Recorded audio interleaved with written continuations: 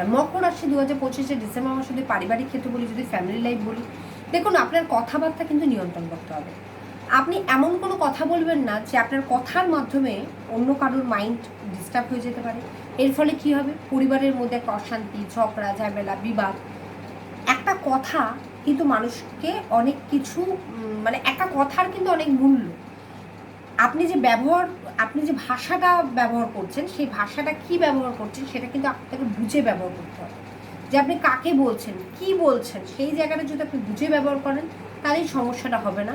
যদি আপনি না বুঝে ব্যবহার করেন, না নিয়ন্ত্রণ করেন নিজের কথাটাকে, তাহলে কিন্তু মুশকিল। কারণ এই সময়টা কিন্তু কথাবার্তা নিয়ন্ত্রণ না করলে আপনার দ্বারাই কিন্তু পরিবারে বিবাদ, পরিবারে কলহ, পরিবারে ঝগড়া এগুলো সৃষ্টি হতে পারে। তো নিজের কথাবার্তা, নিজের ব্যবহার কিন্তু নিজের হাতে, সেটা যদি কন্ট্রোল না করতে পারেন তাহলে কিন্তু পরিবারের বিবাদ আপনি আটকাতে পারবেন না।